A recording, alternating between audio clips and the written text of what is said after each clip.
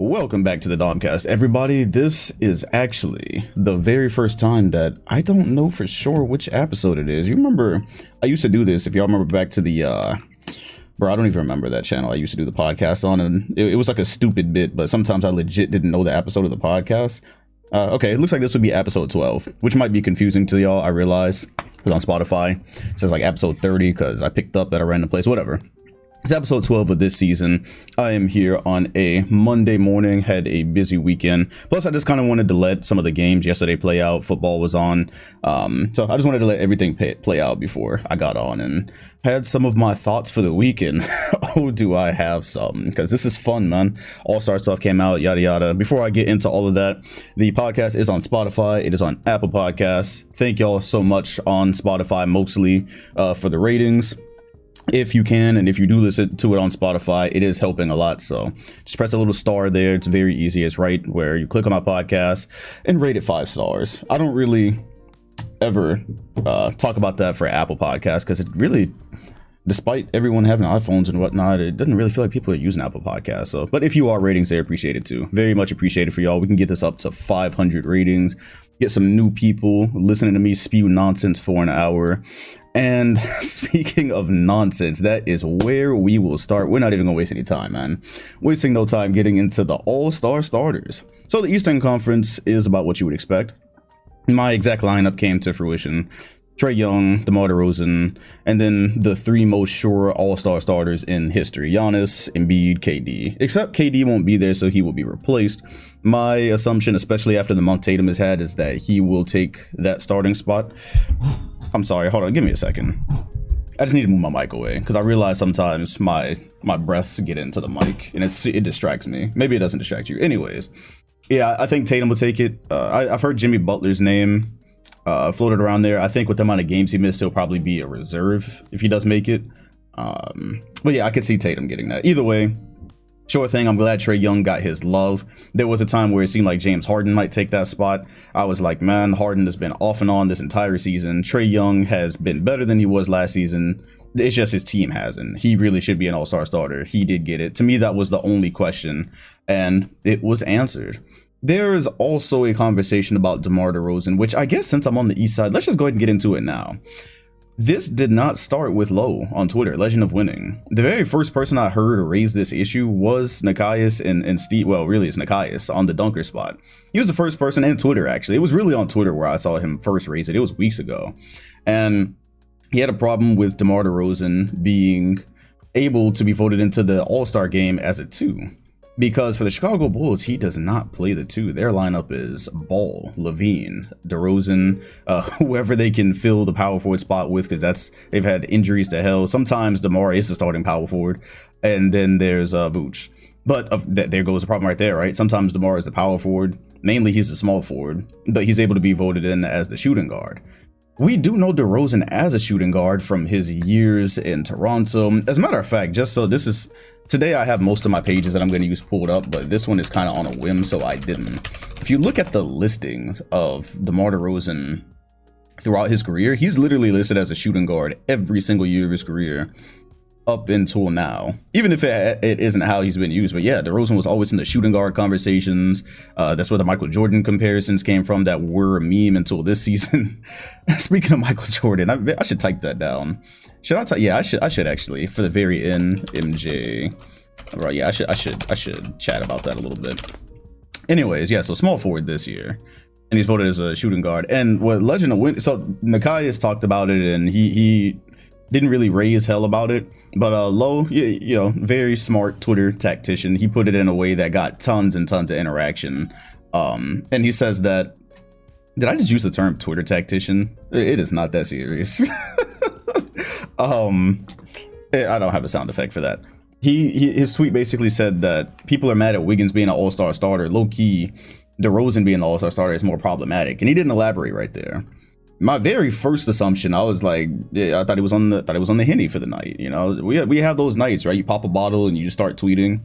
If I ever do that, normally I stop tweeting after like the first 2, just so I don't ruin myself, ruin the brand. But yeah, I assumed he was drinking at first, and I was like, wait a minute, he might, because there was just no elaboration. I was like, he might be talking about the position problem, which if DeMar DeRozan was being voted for the position that he played, no, he wouldn't start over KD. No, he wouldn't start over y'all. Like, he wouldn't get a front court spot. He would not be starting. I think that Lowe elaborated on it in a space. I did see a tweet about that. I was not in the space, so if he had a different explanation, forgive me, but I think that's pretty much where he was going with it. So how do I feel about it? Because he's definitely small forward this year. Maybe used as a shooting guard sometimes. It's kind of questionable. I don't even know if it's questionable about what he was really doing for San Antonio. That's like, again, that's just like a redacted part of his history at this point. Well, I want to see DeRozan starting in the All-Star game, so that's how I feel about it. I don't care. If he hadn't have been voted as a 2, who would we be looking at right now? Somebody else would have slid up into that spot. So maybe you would have had Levine there, which I also wouldn't have minded, or maybe you would have had Harden. I personally want to see DeRozan as an all-star starter, but I will at least say it is. I would like the explanation. And if somebody in the comments has it, or if you want to slide my DMs, I would like to hear what you think about that, because it is kind of strange that a listed starting small forward that at times plays power forward, maybe not a ton of minutes, but the times he starts there, gets voted as a 2. That is strange. I will say that. It does make me think. But y'all have now been listening to the podcast, All-Star Talk. I've talked about All-Star Talk probably like the last 3 weeks now. You know, I just want to see a good game. That's all I care about. And I want to see the most fun players, which is why I didn't care that Gobert wasn't going to make it. At a certain point, I realized he wasn't going to make it as a starter. I did not care, even though I had him on my original ballot. Of course, the Utah Jazz just haven't had anything good happen. Both he and Mitchell have been out. Utah has been sputtering because of it. And the Western Conference, the Wiggins propaganda prevails. Let's go. Incredible. Now, I just want to say I never meant to take it this far.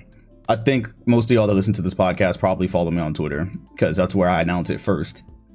And you're very familiar, if you do, with my Wiggins propaganda. It's something that's been going on since last year, ever since he became a Warrior, basically.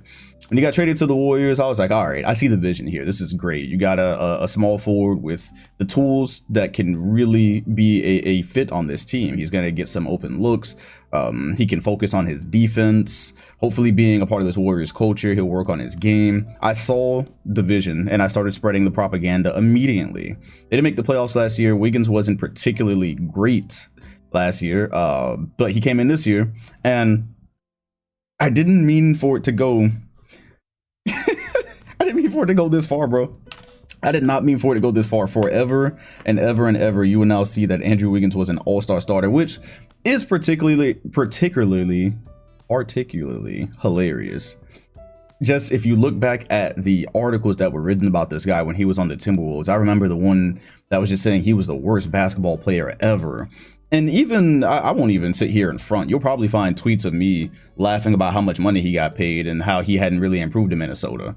But nothing good happens in Minnesota, bro. It just doesn't. What's happening with them right now, where they are, let's see, and I'm going to be talking about Minnesota a little bit later, really about their past, where they are 25-25 and they are looking like they can be a play-in team at best, or maybe 6 seed. This is as good as it ever gets for the Timberwolves. Nothing good happens there. And so talk about Wiggins being there and just kind of existing until he got traded. Hey man, it's Minnesota.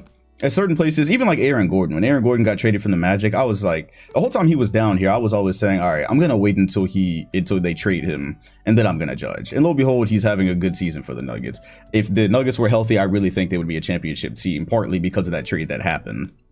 I always wait until guys are traded out certain squads before I really put a verdict out. And yeah, so seeing Wiggins here, I will say this.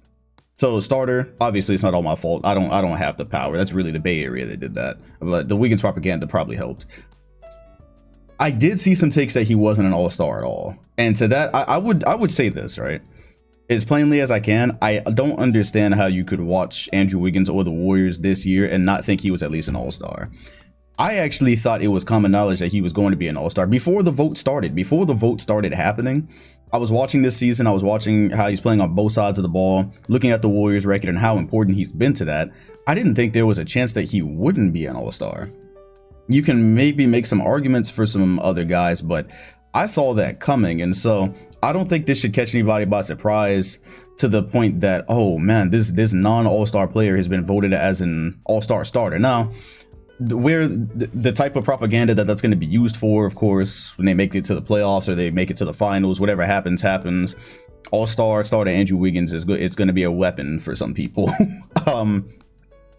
And this kind of goes back to the conversation that I used to have in the past about Hall of Fame players, and just saying that, hey, there's levels to this, right? So don't come to me and tell me, oh, this team had X amount of Hall of Fame players, and then I find out the Hall of Fame player was like a mid-level guy who got a bunch of rings because he was a part of this team, and he was good, but you're calling him Hall of Famer. Calling him Hall of Famer and calling Larry Bird Hall of Famer are not the same things. I just always try to, like, if you read the book of basketball with Bill Simmons, and he talks about how he thought the Hall of Fame should be redone and how there should be tiers there. I think he said something like that. I read that book years ago. Either way, I saw that somewhere, and that absolutely should be a thing, because I'd been sick of that. Back when I used to participate in those type of arguments, I'd been sick of people just stacking a team with like 5 or 6 Hall of Famers, and I'm like, bro, one of those Hall of Famers you're talking about could absolutely not hold his own on his own team. He could not do the things that you're trying to make it seem like he did. So anyways, I just say that to say for Andrew Wiggins, he is still not the guy, being an all-star starter, being an all-star in general, he is still not the guy that I want to be a number 2 for the Warriors come the playoffs. So they're figuring a lot of things out right now. Got to get Draymond back. Got to get Steph out of his shooting slump, or he needs to make another deal with the devil. Which one? I don't know. And I'm basically looking and going, this is great, but it's kind of that he and Jordan Poole have always been placeholders to me throughout this season. So Jordan Poole's development, awesome. I'm kind of monitoring how he's fitting with Klay Thompson being back, because that is a big adjustment to go from the role that he had throughout the season to now. It's like, okay, I got to come behind Klay. It's a very big thing for him, which I think I mentioned that way back when we were anticipating Klay's return. But they were always placeholders for me, and I was saying for the Warriors to be a championship team, I'm assuming Klay is going to come back and be healthy, and he and Steph are going to be able to do their thing, and that's who you lean on. Those are the actions that you lean on, not Jordan Poole giving you 20 or 25. And same thing with Wiggins. It's great to have, but he's not the type of all-star I want to lean on. There's certain all-stars that I want to lean on, right? Jason Tatum, you lean on him. Obviously, anybody, DeRozan, you lean on him. Those are all-stars that you lean on for the playoffs and that you want your team to lean on. That's not where Wiggins is. All right, just wanted to put that out there. Even with all that said, I just don't understand. I cannot fathom a way that you've watched him play this year and come to the conclusion that he didn't deserve his all-star spot. I cannot come up with that in my mind. I've watched the most basketball I've ever watched this year. Even the games that I miss, I go back and I review thoroughly. I do a lot of building for teams that sometimes I can't catch all their games, and I'm saying, okay, I'm interested in this player and dissecting what he did for this night. Then on another night, it's this player. Like, I've been able to build a really good picture of what happens with a lot of these squads. I can't put together anything in my head that should make his all-star appearance a surprise. That's what I'm gonna say. That's how I feel about that, because that was a big thing on Twitter yesterday. I don't understand it. I do not understand it. Either way, he is one of your all-star starters, along with Ja Morant, Steph Curry, Jokic, Bron. Paul George being hurt definitely opened the door. So along with the Wiggins propaganda, PG randomly disappearing has definitely opened that, because he was having a really good season. You might forget at the beginning. I think he would have certainly got that spot. He did not. I had anticipated him being out, which is why I started to say, okay, well, that front court spot is opening up. That's kind of where I had Rudy Gobert. And that's those all-star returns came in, and realized quickly in Utah, they might not produce a starter anytime in the near future, because they don't get no love out there. I think that's going to matter to Donovan Mitchell's future, but that's not the conversation right now. LeBron being there, of course. Ja Morant was the other one. So you got to remember, around the time when I had Donovan Mitchell in that 2 spot, Ja had been out for basically a month. The thing is, he came back and he trailblazed. So deservingly so, he gets that spot once again. I'm not complaining. Ja Morant is, at this point, since we only have a part-time Kyrie, Ja Morant might be my favorite player to watch. He gives me so much Derrick Rose nostalgia. And it really feels like, in terms of super explosive point guards, he is finishing what Westbrook and Rose started. That's what I see. So he gets that spot and he trailblazed and his team trailblazed. And it became, and then Donovan Mitchell's gone out. So it became kind of clear that he wasn't going to get that starting spot. And that was clear from the first vote returns too. So my Jazz agenda is dead. So with that, with the Donovan Mitchell thing, right? Here's what I wanted to show y'all. Because the player votes, NBA, hold on, 2022 All-Star player votes, right? I want to show y'all something. Because if you didn't know, players do get votes. Players get votes. They get to vote for each other, get to vote for themselves. And I'm going to go back to Donovan Mitchell in a second, but just to set the table for it, I just wanted to show you the fuckery that happens.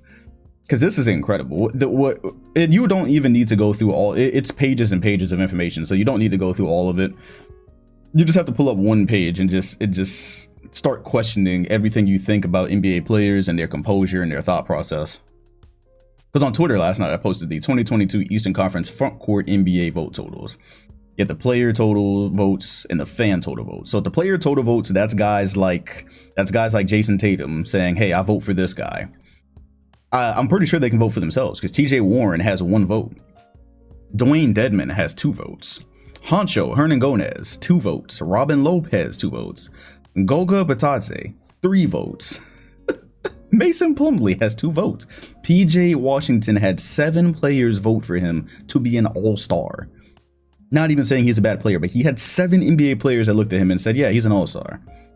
Troy Brown Jr. had 2 votes. Daniel Gafford, I respect it, man. Every time he dunks, he yells. I am absolutely certain that he averages the most yells per open dunk this season. He had 3 players that said he's an all-star. Wendell Carter, great future ahead of him. I really think he's a part of Orlando's finally, maybe, somewhat bright future. He had 3 votes. You see where I'm going with this? Davis Bertans had 2. Sadiq Bey, part-time Sadiq Trey this season, had 2 votes. What is, so that's where I'm just setting the table, right? Just showing you how weird this is. Now, if I come here and I have not looked at this yet, so bear with me. I'm looking at this with you guys. If I go to the Western Conference guards, I'm going to assume because you hate Donovan Mitchell, you the fans hate Donovan Mitchell, and you the fans hate the Utah Jazz, I'm pretty sure the players hate the Utah Jazz as well, and by extension Donovan Mitchell. So if I were to find, and they don't have this in any kind of order, by the way. Okay, so Donovan Mitchell had 17 player votes. DeJounte Murray is having a good season. He had 24 votes. All right, DeJounte Murray's having a good, I will say that again. DeJounte, I've done DeJounte Murray talk on this podcast, right? Okay, you understand that I understand his game. He has the most unique looking floater in the NBA, in my opinion. Love him and Keldon Johnson. And I even thought he had an all-star argument this year. And may still, I don't know what's happening in the West. He had 7 more player votes than Donovan Mitchell. No, and no again. No. That's tough. No. I'm sorry if these sound effects are yelling in your ear. I'm trying to find one that actually goes with it.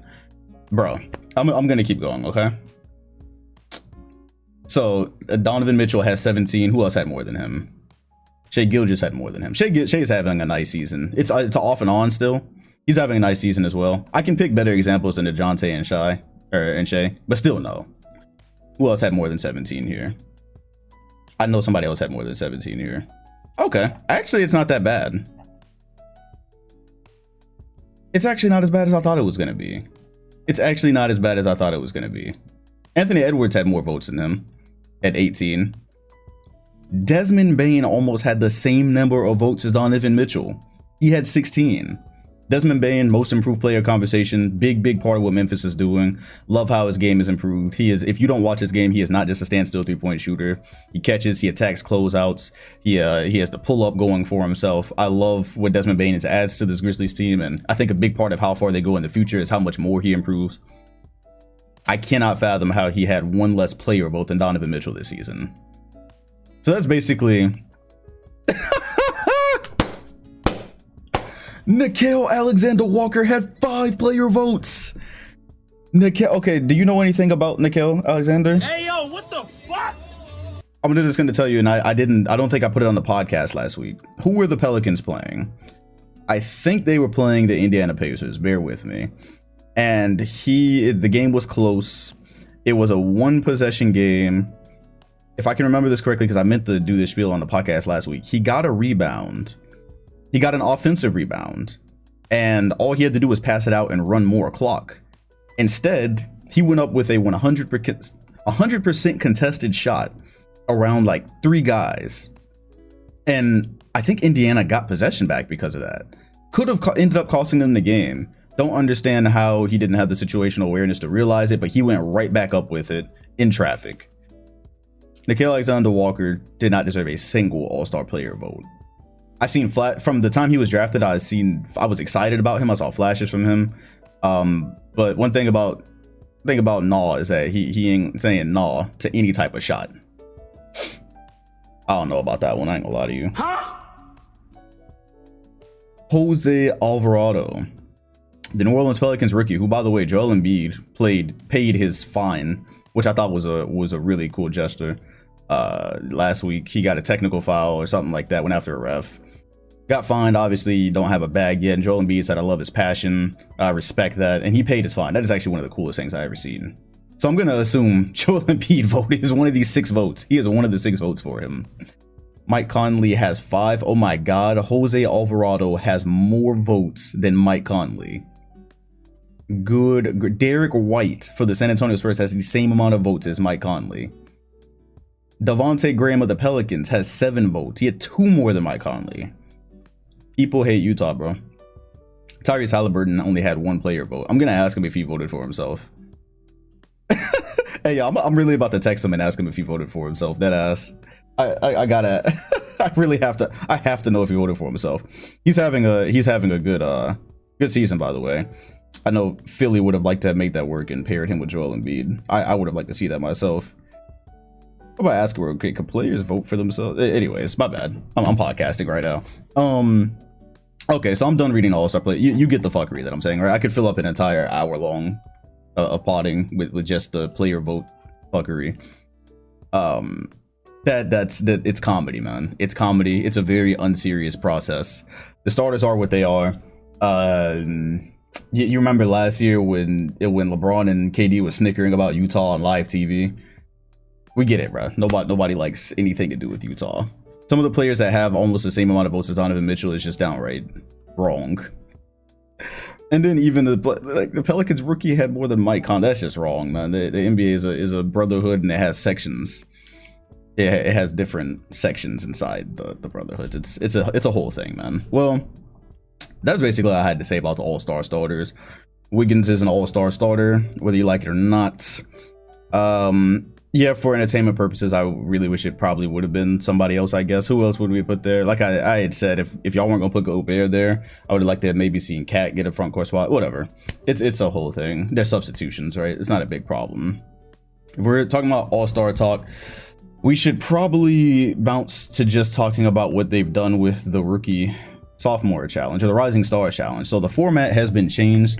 It will now be featuring 4 7-player teams competing in a 3-game tournament.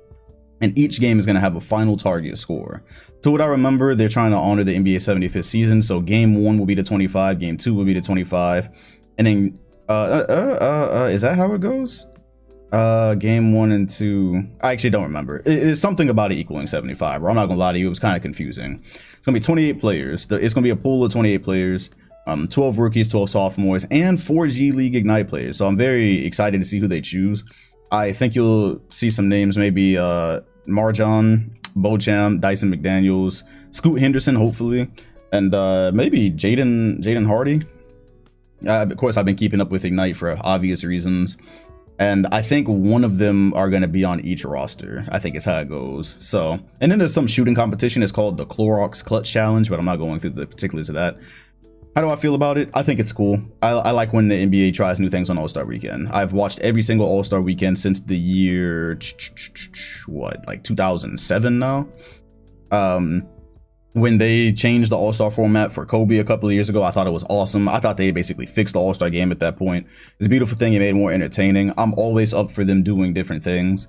with the Rising Stars Challenge, that kind of feels like people hadn't really cared about it much, so now they're trying to reinvigorate it. I think that's great. I think they should keep doing this, i.e. get rid of the celebrity game. Celebrity game's not fun anymore. It's not fun. Kevin Hart had a run where I think he made it fun. It's not fun. I'd like to see it go. Not trying to see Ronnie 2K out there. And whoever else. Like, it's not a fun experience. It's not a fun experience to me. So clip that. You could change the dunk contest. Hell, do something to the dunk contest. I don't think a dunk contest has been fun for a while. We had you go through all these bad dunk contests to get one fun one, like we had with Zach LaVine and Eric Gordon. But most of them, the all-stars don't actually participate in them. We get guys that don't really have names. And it's like, okay, well, it is about dunks, so maybe somebody can come and show us something. And then you get Jeremy Evans with a fucking GoPro on his head, dunking and spinning around the rim. And the point of the dunk was that you could see it from a first-person perspective, so you could see him twirling around there. That still pisses me off. After I probably said this exact thing on an All-Star podcast 1 year ago, and I'm gonna say it every year. I'm still pissed about that, and it's been like 10 years. So one name we have now that's gonna be participating in the dunk contest is Cole Anthony. Cole Anthony's got hops. He's got a history with dunking. I'm familiar enough with Cole that if we're not gonna have actual All-Stars, I'm cool with it. Obviously, he had been having a pretty good season down here in Orlando, and now he's trying to figure things out with Jalen Suggs, as we talked about. By the way, hopped in a Twitter space with Jalen Suggs this week, if you saw. Well, not hopped in. It was literally the NBA's Twitter space that they do every month. They called me for it. Got to talk to him a little bit before Twitter spaces just went haywire. They told me that was probably going to happen. It started kicking me out. It cut me off on my last question where I was going to ask him about his defense. So I did not get to hear the question or hear his answer for that. But the rest of it was cool. I always enjoy talking to players that give thoughtful answers. I.e. Thon Maker. I'll talk about that at the very end of this podcast. So yeah, that's the one dunk guy we have right now. And yeah, so cool format change. Keep doing it. Change things all the time with All-Star Weekend. I'm always up for it. Hell, change it every year, man. Show us something every year. Show us something new every year. Give us something to look forward to. It'll at least make me sit in and say, okay, what's this? And that's probably what I'll do with the Rising Stars Challenge that I otherwise would have probably done something else with through that time. So cool stuff. That's my All-Star talk. Let's get into some actual NBA talk. James Harden and the Brooklyn Nets. So right now he's out with a hand strain, and there had been a lot of talk this week coming up. The talk that I probably mentioned months ago. You remember when I said Harden hadn't actually signed an extension with Brooklyn yet? He hadn't signed with them. We don't actually know what's happening with that. He can leave this summer. You remember that conversation, right? I put it out there. Anytime you put up that type of stuff, people go, oh, he's just waiting. And yeah, you know what? Hey, he very much can be just waiting. I'm not saying that he isn't. And I'm not saying that he's going to leave Brooklyn. But the talks that happened this week are, hey, he is possibly plotting. A course to Philly. Daryl Morey is there. Joel Embiid is there. Philly's looking to offload Ben Simmons. Did some Ben Simmons trade talk last week. Right. And you remember my exact sentence. I said as soon as I post this podcast, more news is going to drop. Yeah, as soon as I dropped that podcast, they were like, oh, I think they said the Kings are out of pursuit and that the Sixers would rather wait until the summer, which is not what Daryl Morey said with his own mouth. The man on the podcast said that the price had been, it might be a little bit lower because of how good Embiid is playing. And then right after that, more news dropped that they maybe would prefer to wait. So like I said, a bunch of smoke. When it comes to trade talks, there's just a lot of smoke. But they might be preferring to wait because James Harden might be available this summer. So you start thinking about possible signing trades, that type of deal. Okay, couple of things. First of all, I'd been suspicious about Harden not signing in Brooklyn for a long time now. It's evidenced as much by one of the early podcasts. I did bring it up, so there's receipts. I'd been weird about it because it's like, okay, come here. This was one of the teams on his short list that he wanted to be traded to. It was a super team. I was always a bit curious, but then I got even more curious with the Kyrie situation. Because what the Kyrie situation does is it effectively, oh my gosh, what are we doing here? Bruh. It directly affects their ability to win a championship. When you have a game like a regular season game where Harden is trying to beat the healthy Lakers damn near on his own, and KD is out because he's got a knee injury, you're kind of wondering, well, where's the healthy guy? Oh, we know where he is. He can't play basketball in his own arena right now. You also remember I said we're just gonna play that game today. Of do you remember when I said? You remember when I said I'm pretty sure this rule is gonna last for a while in New York. I've been to New York and it is literally the strictest place I've ever been in terms of COVID rules. I don't understand how we're gonna get from January right now to next NBA season and they're just gonna say, okay, Kyrie can play now, or they're gonna lift that ban. I don't personally know if I don't personally think we're on the road to that. Maybe we'll be lucky and we are. I'd love that. It doesn't seem like we're on the road to that. So that creates an environment where this part-time Kyrie thing is permanent. And this part-time Kyrie thing, if it doesn't win a championship this year, it's fair to assume it might not ever win a championship. And if it doesn't, now James Harden is going, okay, well, I can probably put myself in a better position than, having to basically be by myself if both of these guys are out.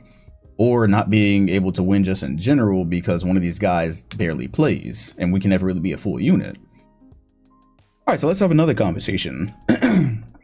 What is Harden actually like right now? It is still on and off, but you've seen more, as of late, you've seen more of like the Harden. Seen more of him beating guys off the dribble, getting some foul calls, finishing through contact. You've seen more Harden-like things lately. And he'll still have his bad shooting night. It'll still happen. What I'm thinking is, okay, he's not washed. And if you get to this off season where he's actually able to do everything that he regularly does because he's not hurt, it's fair to assume next year you'll probably have a pretty good James Harden. If you get a pretty good James Harden next to this version of Joel Embiid, and oh my goodness, that is going to be a problem. Specifically because Harden leaving the Nets dismantles the only super team in the NBA that currently exists. Who knows if another one will pop up over the summer, but if Harden leaves Brooklyn, there goes the super team. And then you have part-time Kyrie maybe with Kevin Durant. Oh my gosh, Brooklyn would be in a bind. Then they need to do everything they can to sign Harden. Oh, that was the conversation we had probably about 4 or 5 podcasts ago where that one tweet said, I don't know if I can give this version of Harden a max contract. And I was, at that time, Harden hadn't even started looking upwards yet. So it was like, that's interesting because, damn, they might be in a situation where they have to. But yeah, they are in a situation where they have to. You can't lose him. And then lose him to a Eastern competitor that will absolutely wipe the floor with you if they get him. Oh, yeah, that'd be trouble. And then you start wondering, though, does that happen in a deal where Ben Simmons comes back to Brooklyn? Now, all of a sudden, you got Ben Simmons there and it helps you even more defensively and you add some more pieces. I don't know. It becomes a whole thing of what if, right? But yeah, I did just want to slide that across your desk. Some Harden free agency talks is finally starting to rumble because I was wondering when that was going to happen. I was wondering. It's same thing with Kyrie Irving, by the way. Not to just. I know Nets fans think I hate them now because I've been rightfully skeptical about how a team with part-time players would win a championship. I don't understand. Like Kyrie, sorry, Nets fans are, well, Nets fan, let's just put it that way, have been especially sensitive lately in my mentions. But yeah, also, so Kyrie has a player option. Nobody said a word about this. 2022-2023 is a player option for him. And so if Harden decides to leave, like, what does Kyrie do? Does Kyrie go somewhere where he can play full time? Just think about basketball players as people for a second. I think Kyrie might be kind of upset that with his personal choice, that he can't play a full season. Because the man still has a lot left in the tank. You've been watching him play lately, right? Watching him play lately has just been a very stark reminder that if this team was healthy, nobody would stand a fucking chance, more than likely. I know still it would be tough for them to, like, putting Kyrie there doesn't help you guard Giannis, but damn, if you had these three on the floor at any regular capacity, I'm not sure it would matter. Anyways, yeah, Kyrie might want to play full-time basketball. He wanted to be in Brooklyn, I know, but if you can't ever play full-time and then it doesn't work this year, does he pick up this player option that is for next season, 2022-2023? I don't know, but that conversation hasn't even been had yet because he's been so in and out. He's mostly been out of the media. So yeah, that was a thing that happened this week. I even saw is that some NBA personnel wanted investigation for fucking collusion. I don't know if that's true or not, but that is hilarious. That sounds very Dan Gilbert-esque. Collusion between Philly and Harden, because obviously Daryl Morey and whatever, and the fact that this news is already coming out. I don't know, just putting this out there for right now. Hey, he very well may sign. Maybe Kyrie will be able to play in Brooklyn. All will be great, and they'll go on and play many games together and win a championship. But I've been wondering about this for a long time because this season has been so, I mean, bless the season, right? Even with COVID, the competition, at least in the standings, has been so interesting that we haven't really had to veer off to future talks yet. So this is really the first I've seen of that. I guess it's a good thing. Once again, more smoke. I said earlier, Sacramento had apparently quit on Ben Simmons. So they've quit on the Ben Simmons trade. They couldn't come up with a package that Daryl Morey wanted. Did also want to show you that Tyrese Halliburton had, what did he have, like 38 points against the Sixers the other night. Almost, very nearly carried the Sacramento Kings to a victory. Hit many tough shots. His game is improving is where I'm going with that. His game is improving. His shot doesn't look like it should work in the NBA, and it does, and he's also doing a lot of things off the dribble this year. But he had 38 and 7 in that game. He's been playing without Fox for quite some time. And now round 4 on this podcast of Remember When I Said. Yeah, I mean, how much do I say it? About the point guards and, you know, Halliburton running his own team? Okay, whatever. Just for the record, I would love to see him not as not a member of the Sacramento Kings, because I don't think, just like Minnesota, nothing good happens in Minnesota. I don't think anything good happens in Sacramento. And I would have jumped out of my seat if they could have got that done and he would have been traded to Philly. Now, I know it was probably De'Aaron Fox they were trying to move, because at this point, especially with what Halliburton does without Fox on most nights, I don't think Sacramento wants to trade him. So it's probably more likely Fox. But if there was a way Philly could have gotten Halliburton, that would have been nice. But Sacramento's quit on that pursuit now, so it's on to other endeavors. Maybe Ben Simmons will not be traded this season. Looks like it's a thing that can happen right now. So yeah, that's it for the trade talks. Again, it's a lot of smoke. Maybe they didn't quit, and maybe there'll be a whole trade in 2 weeks. But that's some of the smoke that's come up. Let's talk about. God, I've talked about a lot of this. Let's talk about. You hear me right now trying to avoid going to the Lakers this early. Let's talk about the New York Knicks. Let's talk about the New York Knicks, because this has actually been one of the most interesting one-season drop-offs that I've seen from multiple perspectives. First of all, a couple of weeks ago, or maybe like a week and a half ago, they traded for Cam Reddish. I was excited for that because I liked some of what I'd seen from him. I'm like, okay, cool. Maybe he goes to a place where he can get a role, and I thought that's why New York had traded for him, except Tom Thibodeau said that, hey, we already have a 12-man rotation. Or we already have, yeah, I think that's what he said, or something like that. We have a rotation. He's going to have to earn his spot. So he's going to have to earn his spot in very limited minutes, very limited capacity. And once again, he's not really getting a role. He's played so far 2 games for the Knicks, averaging 7.5 minutes. Go into his logs here, like he's actually inactive most of these games. I don't know if that was weird. No, it don't take that long to play after you're traded. Yeah, inactive, and he just didn't play some of these games. He hopped in for 10 minutes on one game, hopped in for 5 on the other. So he's gonna have to break through a rotation for a team that has just had an absolute mess of a season. I will say, as of late, it does feel like they'd given RJ Barrett a bit more of the looks that I wanted to see at the beginning of the season. I didn't want to just see him maybe spacing the floor, shooting threes. Like, he's actually driving quite a bit these days. You'd seen an uptick in his production for the month of January. If you just go for the month of January, you got RJ Barrett up to 22 points, 6 rebounds, 43% from 3, and 44% from the field. But I really like how he's been able to get downhill and attack and get into the paint. And I like that because I was kind of tired of just seeing him stand there while Julius Randle does whatever 2022 Julius Randle does. And amongst the problems that they have, obviously they're not the defensive team that they were last year. They added pieces offensively, which kind of seemed to have the opposite effect. I thought, okay, this team, that's kind of what they were missing last year, is firepower outside of Randle. So you add that, but now your defense is not as good. And what do you actually lean into on offense? Hasn't worked out so far. And Julius Randle is not 2021 Julius Randle anymore. He's just, somebody posted a clip on Twitter of him absolutely hustling back after a free throw last year. It was against the Lakers. Shoots a free throw, makes it, and just sprints back to get to his defensive assignment. And I haven't watched every Julius Randle possession this year, so I don't know if he has one like that, but it was more just symbolic of like, damn, he's got his back now, and you don't see any of the same activity, it feels like. But look at the fall off, bro. The fall off last year he played 37 minutes a game, so Tibbs was doing Tibbs things and leaning into him heavily. Yeah, averaged 24 points a game, 10 rebounds, 24 and 10. We did not forget the Chris Bosh comparisons, by the way, as I'm reading this. 45% from the field, 41% from three. As a matter of fact, I'm about to tweet that. I'm about to fuck with y'all, because I'm gonna be real with you. We didn't forget, bro.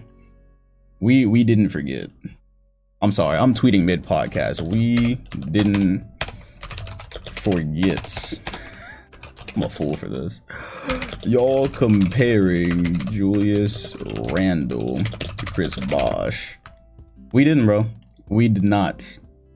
There was a whole thing with that last year. I sometimes I wonder if it was trolling. All right, just had to add some caps in here. Yeah, it was a whole thing last year where at a certain point people were like, "Oh, is he better than prime Chris Bosh?" And it always hurts when those conversations come up, because you just start to realize there's so many people who didn't grow up watching certain eras or certain players. And I had seen Chris Bosh from his Toronto days, and I remember how his role got hit when he went to Miami. And even through that whole Miami time, I used to think to myself, man, people are going to forget one day that Bosh was not this guy. He was not, 0 points in an NBA Finals game? That was not Bosh, man. He was the head of a team at one point, but he came and played with 2 alpha ball handlers, and this is him now. So people are going to forget, and they did. And then Julius Randle was compared to Chris Bosh, so that's a thing. that tweet is already getting responses. Anyways, yeah, 24. So that's what he's averaging last year.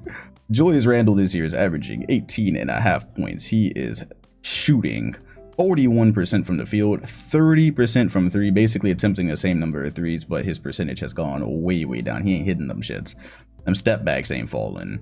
These bad shots, the ones it really feels like after the Hawks series, it just never really clicked again, and they had to lean into him so heavily, and obviously the Hawks knew that, so they defended him a certain way. He really ain't recovered from that, and he's back to where he essentially was in the season before last. So in the 2020 season, these are basically his averages. It was just a mid player, like a mid-level player. He can score a little bit, but he's probably not the head of a team. This is the Julius Randle that I said was not the future of the Knicks. When Obi Toppin got drafted and it looked like the Knicks were a rebuilding team, I was like, okay, I guess they're gonna. It was a tweet that I had before that season, and now of course I see this even with Cam Reddish. This is just who Tibbs is. Tibbs is like, you gotta earn your spot. And so at that time when the Knicks were rebuilding, I was like, okay, yeah, top draft pick. I'm pretty sure this is gonna be the guy that they give the shots to, or just kind of develop around, or do more to develop. I didn't see him coming off the bench is what I'm saying. And then when he came behind Julius Randle, I was like, all right. And then Julius Randle had an all-star season, so I look stupid as shit for saying that, but now he's back to the rebuilding Knicks Randle. So that lasted a season.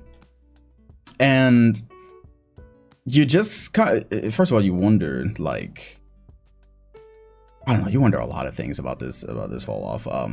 Right now, where New York is, they're 12th. They are still in range of the plan, but now things are getting kind of tough. Things are starting to get kind of tough at this point in the season. You're halfway through the season, and without trades, it's starting to become a lot of you are who you are. There's still a lot of time to turn it around, but the trend line, if there's a trend line that's going heavily in one direction, it gets kind of tricky curving that. And so a team that's curving that right now is the Atlanta Hawks. That's why it's getting tricky for the Knicks. The Hawks have gotten their guys back. Trae Young has been good all season, but now they got their guys back. They're really figuring out some things. Got Onyeka Okongwu coming off the bench, giving the Hawks big minutes. DeAndre Hunter is back. All of a sudden, they've won 7 straight and 7 of their last 10. So yeah, 7-3 in their last 10. And the East is so competitive this year, it's probably gonna be hard for them to get very high. Like even breaking out of the play-in for the Hawks right now is difficult. But you do remember Atlanta last year started off terribly and we just kind of wrote them off, and then they went on a massive run. All of a sudden they were a great team. And so you kind of wonder, hey, yeah, even if they don't get out of the play-in this year, are they going to be a very annoying 7 seed to deal with? Will they have things figured out to that level? Anyways, that's just in relation to the Knicks. If you're the Knicks trying to make the playoffs right now, okay, the Hawks are maybe starting to surge. Toronto, I'm gonna talk about them soon because they got to figure something out, bro. With the lineups, they got to figure something out. Like something has to happen. The Celtics, very volatile. Either Jason Tatum shots are falling or they're not, so who knows? And then the Charlotte Hornets, who to me are probably only going, again, maybe hard to break out of the play-in, but I really think they're a good enough team to probably hold serve inside of a play-in. So if you're the Knicks, it becomes kind of tough because you've been trying to figure things out all season. And your all-star is not your all-star anymore. So we can actually kind of move to, maybe we can move to Toronto from that, since we're kind of messing around in the play-in back here. For Toronto, I just kind of wondered, what are they going to do about the fact that they had a triple overtime game the other day against the Heat, which was a great matchup, by the way. There was probably 3 in and outs that could have decided the game either way. That's a crazy ass game. But okay, check this out though. Pascal Siakam, 56 minutes. Scotty Barnes, 56 minutes. OG Anunoby, 55 minutes. Gary Trent, 55. Fred VanVleet, 53. So there's the 5 starters that played 53 plus minutes. Behind them, Precious Achiuwa played 15. Chris Boucher played 12. Delano Banton played 8, who, by the way, once again, round 5 of Remember When I Said. Remember, one of the first G League people I mentioned was Delano Banton, because he kills it every time he's down there. I don't know how many years it's going to take, but Delano, he's going to have a role in the NBA one day. It'll eventually translate. This is a guy with good size, good handles, can get to the rim. When he gets a better, maybe his jump shot improves a little bit, when he gets better overall, Delano Banton is going to be good for some team. I don't necessarily know if it's going to happen with Toronto. Maybe it will, because the development thing is cool, but I would just implore you to check out some of what he does in the G League, because when he has a different role, clearly he belongs in the NBA. And I think that he's basically a steal where they got him. Anyways, yeah, so he only played 8 minutes. He, wasn't really a factor. So they essentially kind of played 7 rotation players here. 5 of those played 53 minutes. And that's kind of bringing this up to say, what are they going to do in terms of getting more basketball players, I guess? Because let's look at our guy Freddie, who I'm still wondering about for the All-Star reserve. Let's look at Freddie's month of January. I had been on his All-Star train for a while now. Month of Feb is down to 39% field goal percentage. Still 39% from 3 though, so you know how much you really worry about that. You're looking at Freddie boy for the season, he's up there. So yeah, it's about the same, honestly. This is about what he averages. I don't know, it just seems as of late there had been a little bit of a shooting slump. Even in that game against the Heat, you get 7 of 22. And I've just been kind of wondering, like, how much of it is the load and the insane amount of minutes that he has to log. Like, how many is he averaging for the season right now?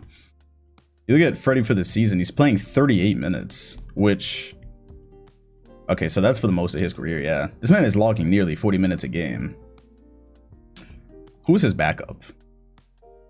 Who's playing backup point guard for him? And is it somebody that Toronto Raptors can trust? Anyways, for the playoffs, for them to truly, like, really pop up on my radar, long story short, they'll be moving Goran Dragic. I'm not sure what they're going to get for him. Goran Dragic is showing up at games in Miami just chilling after... all Dragic did for the Toronto Raptors this year was yell and a huddle that nobody was paying attention to and dip. That's basically it. I don't know what trade pieces are going to get for him, but he's basically not a part of the rotation at all right now. He's basically not a part of the team at all right now. So you could maybe turn him into a basketball player, which would be great. Because right now, even the rotations get short. I'm saying Toronto can be annoying and they're fun, but that won't even be... Let's see, a seed right now. You had to play the Heat in the first round, a healthy Heat. By the way, you'll get Kyle Lowry back. Maybe it'll be fun just from an X's and O's perspective. Nick Nurse does know how to finesse, and he's a walking meme. By the way, that man was holding his knees like he played the other night in that Miami game. But without some type of legitimate depth, I guess this conversation doesn't really matter that much for the Raptors since they don't have title aspirations or anything. But without any type of legitimate depth, you just kind of wonder, like, how annoying can they really be to one of these top teams in the East should they make the playoffs. And then I guess I'm just worried about general burnout and safety of guys, kind of like how Tibbs would run his guys into the ground. Except Nurse doesn't really seem like he has a choice, is all I'm kind of saying. So that's just a note I had written down for the Toronto Raptors.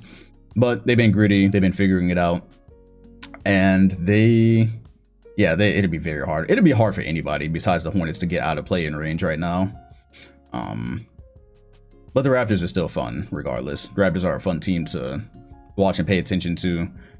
I'm wondering, are they gonna roll with this core that they have for the foreseeable future and maybe try to get a piece, or is Siakam? Because I've heard Siakam's name just mentioned in some trade talks, and that fascinates me. Just because I'm wondering about this team that's still got remnants of their championship a couple years ago, and which direction do you go from here? It makes it easier that you were able to finesse Scotty Barnes, because if you need to rebuild, you can. But yeah, that's pretty much what I have for the Toronto Raptors right now. We had our Julius Randle conversation, had a little bit of our Hawks conversation. Just in terms of trade smoke, this is really less smoke. I actually saw something that I agreed with. I got to give my Pelicans some love. Brandon Ingram is in and out of the lineup just like all the time. But I had been kind of wondering about them for the future. And one thing that I saw this morning is that New Orleans Pelicans reportedly view CJ McCollum as the ideal veteran scorer and leader to play alongside Brandon Ingram and Zion Williamson. I agree. I don't know how they would get him. What would it cost them? Because if it's going to... As a matter of fact, you know what? I already don't like where this is going. Never mind. I think I hate this now. There we go. You see, you just heard my thought process play out in 20 seconds. Went from loving this to hating this. I think it would probably end up costing them a Herb Jones. And just from what he's able to bring defensively, and I think he has the tools to develop a decent offensive game, I would maybe not want to get rid of him. It's going to cost you in that range, maybe a Devontae Graham. I'm not sure exactly how this works, but I had agreed with it at first because I am very interested in, this is something I probably, when we were doing more Zion talk back when people still thought he was going to play for some reason, I kind of wondered aloud, how does Zion and Brandon Ingram work when it comes back? It's like the most fascinating thing for me, just seeing how Ingram plays and how much he's able to do on ball. He's a guy that I think would probably get more all-star consideration if people cared about the Pelicans one bit. But he is also very up and down this season too. He has these great games, and then you'll pop up and you'll see a night like 3 of 15 or something. But it's, you know, young guy, young team. It happens. Anyways, just from his type of game though, I kind of wondered, okay, that he does float around in that mid-range area a lot. He gets to his spots. He puts on out there as a guy who needs his space as well, and also is able to just create by himself. So I just kind of wonder what fits with that dynamic. And you add a CJ McCollum to that, all of a sudden you got a guy who, you know, is first of all, how old is CJ McCollum? Can you tell I am ready for the demise of the CJ Damian Lillard Blazers backcourt? I really am. That's another reason I like this. CJ is, he's 30. Yeah, so yeah, pretty much. Yeah, that's how I thought. So he's 30. You had his 3-point shooting. I think that helps it work in the future. Should they stay together? Should Zion ever return? That definitely helps. Maybe he doesn't have to create as much, but also, hell, his what he can do as an on-ball creator too, absolutely fits better there than trying to pretend it's ever going to win with Damian Lillard. Fits next to Brandon Ingram, gives Zion even more space. That'd be great. So hell, if it does cost you a Herb Jones, do you do that? I don't know. I don't know if that name matters to y'all, because you can't find any Herb Jones defensive highlights. It's something you just got to see if you turn on a Pelicans game, which I don't know how many people are doing that. But yeah, that is something that just caught my eye. The Utah Jazz, bro. The Utah Jazz are in a terrible position. They've been missing Donovan Mitchell, who, by the way, I wanted to apologize. Everything seems to be health and safety protocol. So last week when I said he was out with health and safety, that's not what it was. It was actually concussion protocol. I think I saw the word protocol and immediately my mind said health and safety. No, Donovan was not health and safety. It was concussion. Rudy Gobert has also been out. So now it's twofold. When it was just Donovan Mitchell out, when it's just one of the two out, you can kind of evaluate, okay, that's a fun conversation. Who's more important? And when Gobert goes out, you see that team just ain't shit defensively. And perimeter defenders already ain't shit, but especially when Gobert goes out and there's nobody to cover for the penetration pause.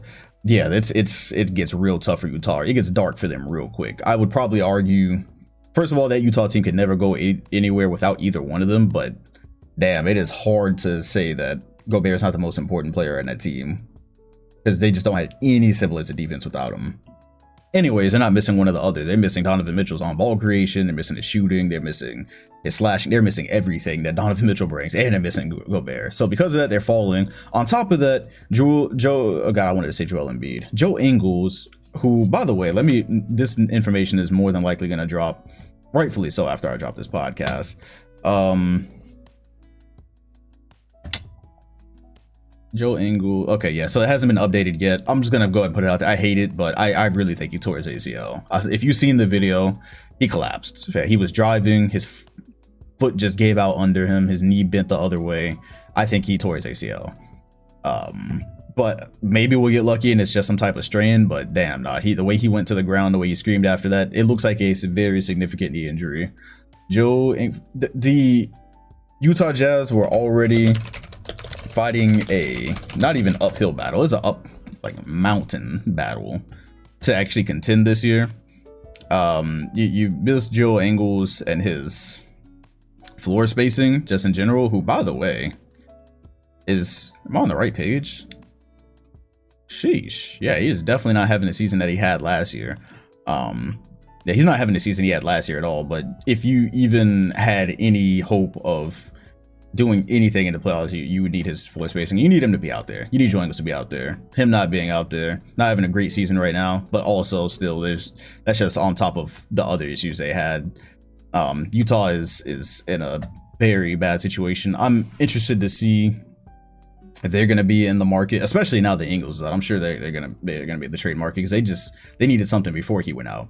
Anyways, all that to get to the fact that with everything going on with him, they are one game into that fourth spot right now. They could be sixth here pretty soon, depending on how far the slide goes. They've lost their last 5. This slide continues. They play in, I don't know, but they're one game in front of Denver. They're one game in front of the Mavericks.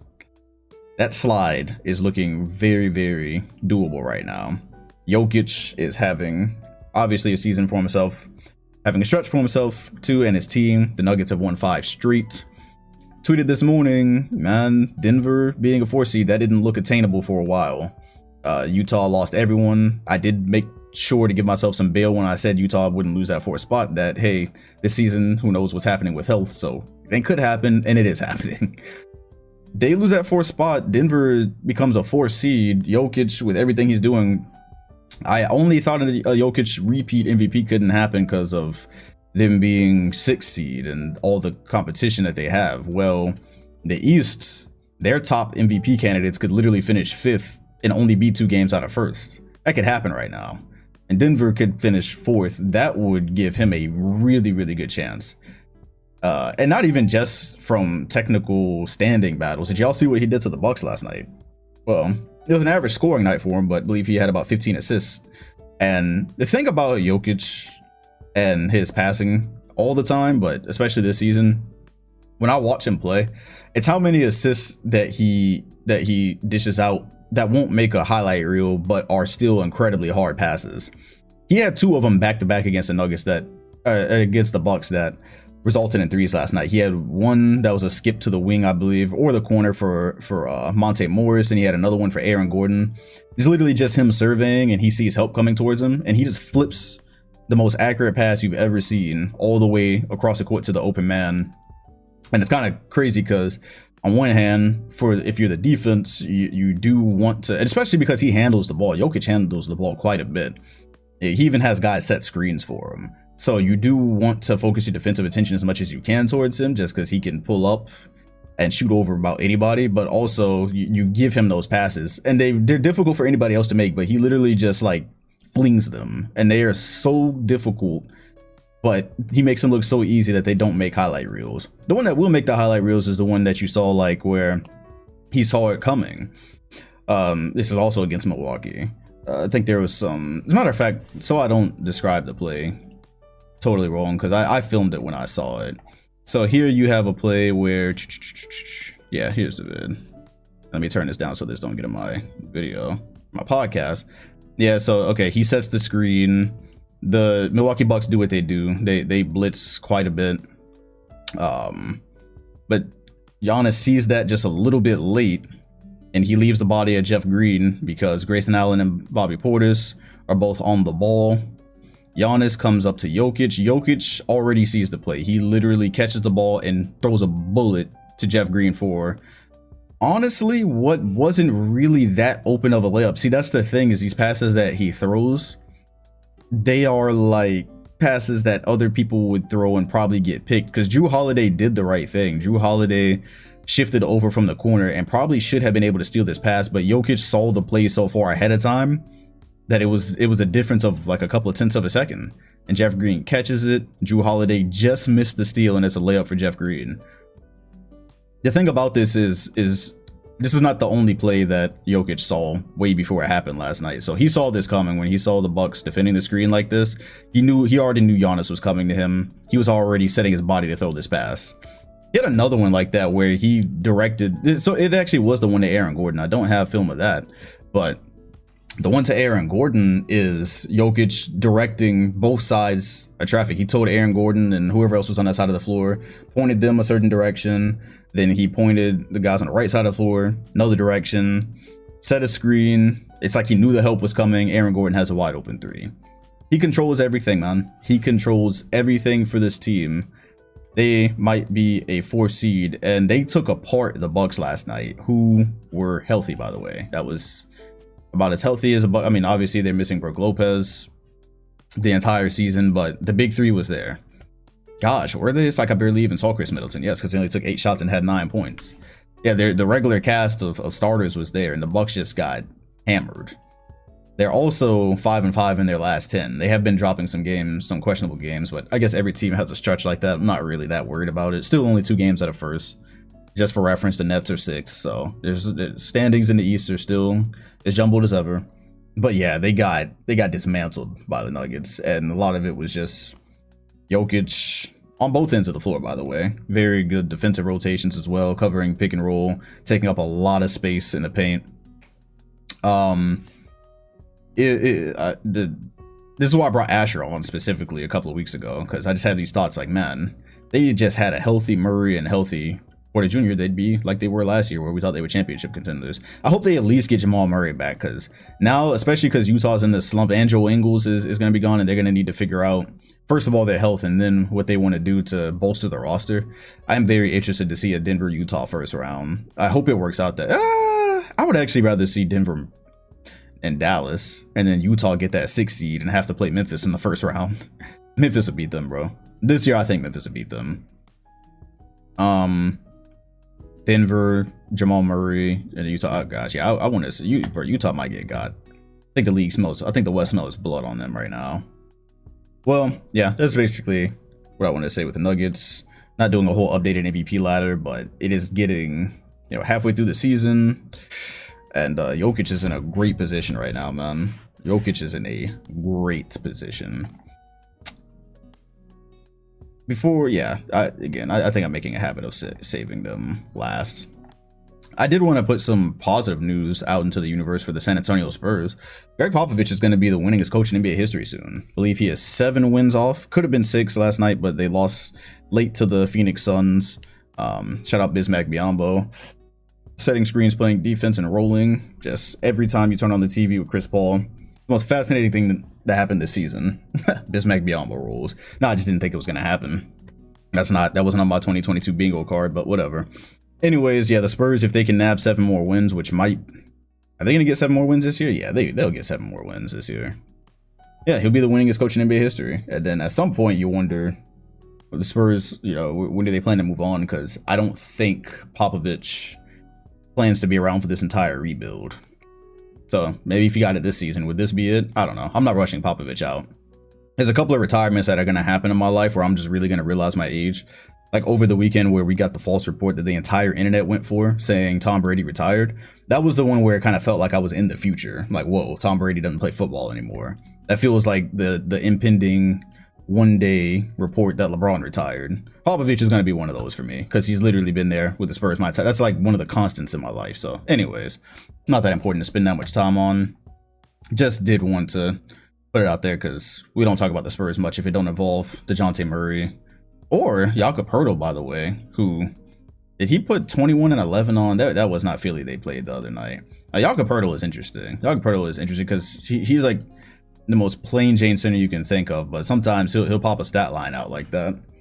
San Antonio just used to figure out where they're gonna go. I don't want to do Spurs talk right now. I don't want to do Spurs talk. Theoretically could still make the play in, but I kind of want to see them do bad just so they can get more pieces and really have a rebuild. I guess that's kind of what I'm saying. Yeah, it's not that complicated. Jason Tatum had a pretty good month of January, and from what I see, it's literally just either the ball goes in for him on the shots he's taking or it doesn't. I'm gonna be real, that's what I see. A lot of the shots he takes are still tough. The Celtics aren't in any better of a position in my opinion, but he did put up 27.5 on 46% from the field, so at least just closer to his regular self. He came into the season and I don't even remember now if I was joking. Yeah, I was joking. Every season that starts, I'm going to put Tatum MVP propaganda out there, but we just didn't even get close to that. I did not expect the regression is basically where I'm going with it. But he had a decent month of January, so we'll see if they pick it up a little bit. But once again, Jason Tatum, watching the Celtics play and then watching Tatum play, it's like, okay, either that fadeaway is going to fall and that tough contested shot is going to fall and he's going to look great, or it's not. And the Celtics' fortunes are, with this roster, not going to change either way. It's just kind of what it looks like. Okay, I think I can get to where I was dreading going now. Anthony Davis is back. Well, he was back and then he went out and now he's back again. So that happened very quickly. I think he fell on his wrist in that first game. So he went back to the locker room. It's actually insane that it's not just an over-exaggerated joke about his health. It is really it's an all-the-time thing with him. It's a full-time job if you're a fan of the Lakers, probably, and hoping that he's gonna just be there for you. Anyways, first game he didn't score that much, but his defense had already made a difference. I think he had 4 blocks in a very short amount of time, and I like the looks that he's gotten since he's been back. So in the 2 games after that, you see him putting up AD-like numbers, and that's what I was worried about to start. Well, not worried about. That's just what I was monitoring, because anytime a guy has a really big layoff like that, you wonder if they're going to how long they're going to take to move the same, or if they're going to be able to get their rhythm back, how long that's going to take. Well, kind of seems like not only is he kind of picked up actually better than where he left off, at least for the start. I really do like the looks that he's been getting to, specifically in the Hawks game. Bron is out, we'll get to that in a second, but it really seemed like less of giving him the ball really far out from the goal and him taking some contested shot, or him firing way too many threes. It really felt like a lot less of that and more getting him around the rim, getting him in that post hook territory, or just getting him the ball for an easy finish. Or getting him again, like closer to like the mid-range area, not the elbow, but the mid-range area where he can kind of face up and create something for himself and not just take contested elbow jumpers. So I like that. That's good stuff for the Lakers, and he obviously changes them defensively. But as soon as that happens, and the Lakers, I do want to put it out there again, they played the Nets their first game. That was like the healthiest we've seen them in a long time. It's the first time I'm pretty sure we've seen that lineup with Stanley Johnson out there with both of them. But it's the Nets with just James Harden. So it was a great game for the Lakers, sure, but it wasn't that impressive.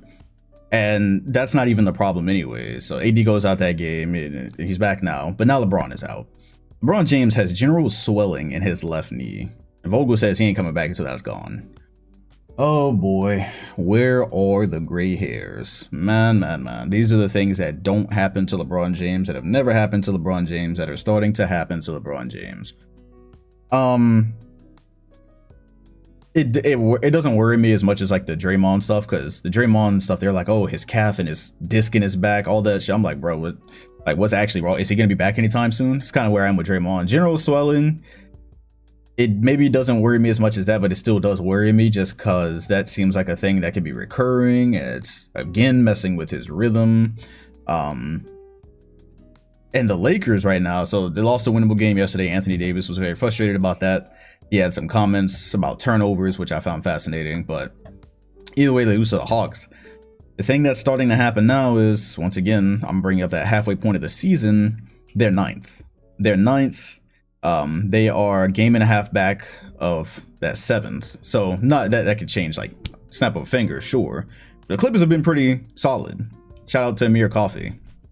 I have some coffee puns coming for your ass. But anyways, yeah, the Clippers, without their guys and not knowing if they're going to get them back or not, have been solid enough to just kind of stay in this range. Minnesota Timberwolves, same thing. I think their record could be much better if they had just not had a lot of the problems that they've had. If Pat Bev could get on the floor and stay there. But anyways, that's two solid teams in front of them, though. At this point, the Lakers are getting into a situation where they could be stuck in the play-in, because they're 5 games out of it now. Dallas Mavericks playing good defense this year. Luka has really gotten into form. Denver's looks like they're going nowhere but up. It's getting tough if you're a 9th seed team 5 games out of the play-in to play yourself out of that. And it's also very tough when you cannot get all your guys on the floor, which is what I said in the championship video I did. Just in case Laker fans are going to be mad at me for totally leaving them out of the title conversation, which this season, if you're just realistic, I don't know why you would be. One thing I said is I'm not betting anymore that they're ever going to be able to get all these guys on the floor at the same time. Bron, general swelling, at least it waited until Anthony Davis came back. Because, oh boy, if this had happened 2 weeks ago, oh man, that could have gotten ugly. At least maybe you can lean on AD for some wins, but how many can you really? How much has he ever won without LeBron James on the floor here? They lost a close game to the Hornets as well the other night, in which that was an interesting loss. So yeah, I have nothing really to say about the LeBron injury that you probably aren't already thinking. Don't know how long he's going to be out. You don't even have that much time to figure out things anymore, and they desperately need to figure them out. They might be stuck. But the Hornets game, it was the Westbrook experience. It was the full-on Westbrook experience. He brought them back, and I'm so ingrained. I have the Westbrook experience so ingrained into my head that I knew how the game was going to end. I didn't know if they were going to win it or not, but I knew where it was going, because once he hit those 2 threes, matter of fact, I think he hit that same 3-pointer from the left wing about 3 times in that game. And he, by the way, he was killing it. That second half, he was, just finding soft spots in the Hornets defense and getting to the rim pretty much at will. So he did great things there. And then when the Lakers needed to come back and they were running short on time, he started hitting those threes. Now he hit 2 of those in a row. When the game came down to the final shot and they were down by 2 points, me and my brother were watching it, and I said, Westbrook is about to take this 3. This is a heat check 3, and it's for the game. This is the exact type of shot that Westbrook will take, maybe make, and absolutely beat his chest on. Knew he was going to take it. He did. It did not go. We got the hilarious Michael Jordan meme from that. Hey, he went for the win. He went for the win on a heat check shot that he had made twice. But I also just kind of wonder, being down 2, why not maybe get something going towards the rim? Why not run a different action than just dribble? Pretty contested shot, even though you'd made it twice. I don't know. That was just thought I had about that shot. Either way, shout out to AD for returning. Bron James promptly makes his exit right as AD returns, and they've you don't know when you get LeBron back now. You don't know when you get LeBron. I hope it's soon. He was putting himself at least in the MVP conversation. I am proud of y'all for not digging yourselves too many holes. I didn't see too many people banging their head against the wall screaming for LeBron to win MVP, because I think a lot of people realize from where they are in the standings that it's had no chance of happening. So shout out to y'all for using the good sense you were born with this time around, because I just saw it coming. I don't follow Nick Wright, but I really felt like I was going to see his tweet pop up eventually. His LeBron MVP tweet pop up on my timeline eventually. Didn't happen. Yeah, it's getting dark in La La Land right now. It is getting dark in La La Land. for both teams really, because PG just is in the wind. And if PG ain't coming back, Kawhi ain't coming back. They have no reason to bring Kawhi back if PG doesn't come back first. So that's also interesting.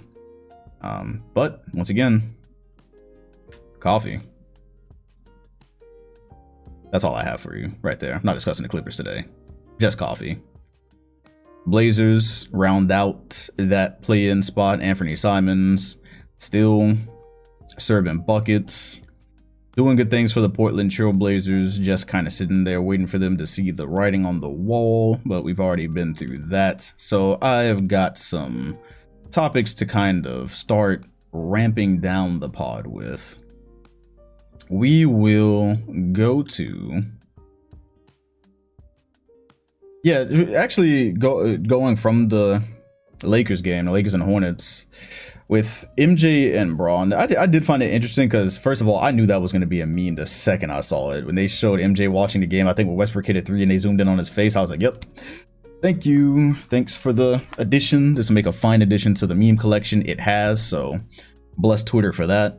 But I was also kind of thinking, well, first of all, MJ is an owner, right? MJ has been an owner for Charlotte for a long time, so you don't necessarily expect to see interactions between MJ and Bron, but seeing both of them in the arena, LeBron in street clothes, obviously, MJ in his little box up there, it just kind of made me remember, like, wow, we really don't get any kind of interactions between them. MJ doesn't say anything about Bron in the media. Bron don't really say much about him unless there's like a milestone coming up. You don't see many acknowledgments. The last acknowledgement that I remember from them was, I think, when the Heat beat the Bobcats and MJ was sitting courtside. I don't even know if it was in the playoffs or regular season, but there was an embrace there. That's legitimately the last embrace I remember. Again, I guess it kind of makes sense since he's an owner. It just is weird seeing one of the 3 GOATs not interact like ever. But then people brought up good points on that tweet though. They're saying, hey, what is MJ, like how much older is MJ than Bron? He's from a different generation. They're not supposed to embrace a lot. They're not supposed to interact a lot. Yeah, I get that. It just still feels kind of weird just because, again, the GOAT tier that they share, A, and then B, the lack of any kind of talk that you hear about it. Because I get MJ and Kobe played together and they had a relationship, so it made sense that MJ would do a lot of talk about Kobe, and they even kept in touch, so that makes sense. But like even and Shaq, okay, Shaq is a TV personality, so you hear it's his job to discuss LeBron sometimes. Kareem does discuss LeBron, but we had went through that on the pod. The whole goats don't dance thing. That was we know Kareem feels some type of way. That's how I'm gonna take that. But he has talked about him. Magic has been involved with basketball. He was part of getting LeBron to LA, so that makes sense. Even before and after that, I feel like you still hear Magic talk about LeBron. I don't know. It just felt strange. That's all. Just seeing them it's not deep at all. It's not deep. Just seeing them in the arena at the same time was just like, huh. There's never been really any interactions between them. You never hear MJ say anything about him. But there's ways to explain it. It just is very weird. Kobe and LeBron, there was so much love between them. Obviously, they were competitors, so that made sense. Same thing, Kobe and MJ, so much love between them. They were competitors and they were like brothers. And it's just and I guess there's reason. There is reason for MJ and LeBron not to have interactions, but 2 GOATs alive at the same time and just no type of interaction, no type of media interaction. It's strange. And of course, come the smart asses on Twitter. Oh, y'all want them to kick it and hug? Like, no, motherfucker, nobody said that. People stay just taking sentences and making their own Fantasyland ideas out of shit you say on Twitter. That's why I don't be answering nobody. I think it's just weird. Anyways, more that came from Twitter. I saw a hilarious interaction under the Wolves post about Zach LaVine, Wiggins, and Cat. But that did, aside from the hilarious interaction, it did kind of make me think, man, look at these 3 and where they are now. And I think it was Zach LaVine who said that people just wanted that process to go so fast and they didn't really have a lot of time. Of course, LaVine tore his ACL. Look at him now. Wiggins, an all-star starter. Cat, one of the best big men in the NBA. Zach LaVine, one of the best shooting guards in the NBA. Damn. If the Wolves weren't at least looking like they had a bright future right now, that would be very tough, because those 3 together, you start to wonder, not really. I guess it kind of goes to what I said earlier. Was Wiggins ever really going to develop in Minnesota? What if they could have? That'd have been a hell of a core. It kind of reminds you of the Lakers team that probably would have never worked, but I did see a picture of everyone from the old Lakers team, of Ingram, Randall. Who else was on that team? Lonzo, Larry Nance. Like every one of them went on to have a pretty good. And it was more in that pick. Jordan Clarkson, every one of them went out to carve a decent role for themselves at one point in time. But would it have ever all worked together? I don't know. That little Wolves picture and comment from Zach LaVine made me think of that. It's really not that important. Nothing great ever happens in Minnesota. Except Anthony Edwards. Shout out Black Jesus. I didn't call him that. He called himself that. I would never call another man Black Jesus. I'd never call another man Jesus. Unless it was his name. To wrap this up. Just so I can fully finish off real life basketball, I did attend a G League game. My first one, got to sit basically courtside as media. It was really cool. It's the Magic versus the Long Island Nets. I was there with the sole goal of interviewing Thon Maker. Just some general notes about the game. If you don't have, I would say 2 names from that game. First of all, Craig Randall. Second, you would only know that name if you pay attention to the G League. He had a try. I think he tried out for the Long Island Nets to play for them, and that boy can cook. He's had multiple 40-point games already. The game that I was at, that I saw live, I think he had 36 points, and the boy can cook. That man has some very shifty and loose handles that nobody can take from him. Has a crazy offensive game, can shoot off the dribble. With his scoring numbers, I'm pretty sure at some point you'll see him get a call up, and of course, most call ups get to the NBA and score like 4 points in 7 minutes or something like that. But Craig Randall can play though. Watching that in real life was nice. Same thing with Admiral Schofield, plays for the Magic. That is a very physical. Is he a guard? I'm not fully sure if he was in the guard or forward spot, but that boy is physical. That man has a mean downhill driving game. And since I was courtside, I was just watching him drive into bodies, and I was just like, man, I am glad I chose to talk about basketball and not play this shit. I mean, I'll still play it, but glad I didn't, really try to go any further, because the mental preparation that it takes to, and this is the G League level, this is the minor level, and you've never heard the name Admiral Schofield before. I was like, and who knows if he could get any of those drives off in the NBA, but that man is so goddamn strong and was going into the chest of these other much larger humans and knocking them to the ground. I was like, man, this is a crazy game. Watching a game up close, because a lot of them have or have played professionally before or will play professionally, like David Duke Jr., who plays for the Nets sometimes. He's on assignment. Yeah, I saw him out there. There's a lot of guys like 3 of the Magic players. Hell, even Schofield, I think he did play for the Magic this season. A lot of them have already played like in the NBA, and sitting courtside at that game, I was just like, bro, the speed of this game is absolute insanity at the pro level. I can't wait to sit courtside at an NBA game one day, because I think that's what stuck out the most to me. Aside from the physicality, it's just the split-second decisions that they have to make. You don't have any time to think. You have to. Everything is super read and react on that court. They're moving at such breakneck speeds. You have to know, okay, if I'm shooting after the step back, I'm shooting after the step back, and if there's a counter to it, I got to be ready to maybe pass it to the big man that's there and maybe cut afterwards. Like, you got to have all that shit just going. That game is so fast, and that's one of the things I asked Thon Maker. So Thon didn't play a whole lot. He's getting back into rhythm right now. He just came back from overseas. I think he's only played 1 or 2 G League games. This might have been his 2nd or 3rd one that he played. So he didn't play a whole lot. But interviewing him was cool. I asked him about the speed of the game. He actually said that G League is faster. I have to fact check it, but he said, yeah, because of the possessions and shit like that, and the pace is even faster there. So hell, that probably is true, considering the sets that I ran in the NBA. But for him, yeah, the interview will come out maybe this Wednesday. Maybe we'll put it in the show this Wednesday on the G League show that we do on that channel at 6:30 on Wednesdays. That's my first in-person interview, and this man is he 7'1"? Yeah, I've never seen a human that giant up close. It doesn't look real. This shit is ridiculous. I was trying to do the interview, and I was struggling to hold the camera because I was trying to read my questions at the same time. I realized his head was cut off. Yeah, it's like a literal walking giant. It's crazy. But Thon is cool, man. Thon Maker is really cool. He was very gracious and gave great answers. I did not ask him his age. Everyone on Twitter, I had forgot that was a thing until I watched Mike Quizimba's video. I asked the people on Twitter, what I should ask him, and 90% of the questions were ask him what his age is. And then I went and watched the video, and I was like, oh, that's why. Okay, interesting. I wasn't gonna ask him that. I'm gonna be a dick. That man was way too nice for that anyways. I'm not gonna hound him about that. He already made his millions, regardless of if he was 18 in middle school. It don't matter, bro. But if I ever get cool with him one day, he wouldn't tell me that. Anyways, yeah. So did that interview. That's cool. If you weren't aware that Thon Maker is in the G League, he is there. Not sure how far it'll go, but that is a thing that's happening. And if you have a G League team in your city and you're not doing nothing, you can't afford to go to an NBA game, I would honestly recommend you go to one. Like, you can get a good view because those gyms be small as hell, so you can get a good view of guys that are probably have played in the NBA before. Oh, that's who. Yeah, I knew I was missing something. Sitting here talking, and I'm like, I'm definitely getting around something. Yeah, Jordan Crawford was cooking. You remember Jordan Crawford, right? The one who dunked on LeBron, and allegedly the Nike tape had been confiscated back in like 2009, and he played for the Celtics, NBA journeyman. Yeah, that's what's really fun about being at a G League game, is seeing guys who you grew up, aware of, and watching them play against guys who are NBA hopefuls.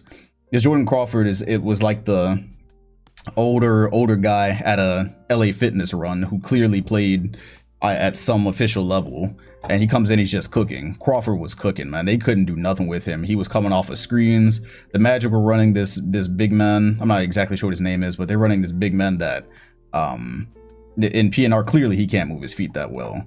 And so he was pretty much in drop, and Crawford was just coming off screens, getting bucket after bucket. And then even when they were able to get over a screen or contest his shot, he was still hitting. So yeah, if you ever catch yourself wondering for any reason how talented an NBA player is, just know Jordan Crawford, at whatever age he's at right now and however long he's been out of the NBA, can still cook NBA hopefuls. So that's always fun. Yeah, and that's basically all I have to say about that experience. I can go to those games whenever I want, but it's a long drive, so I pick and choose my games.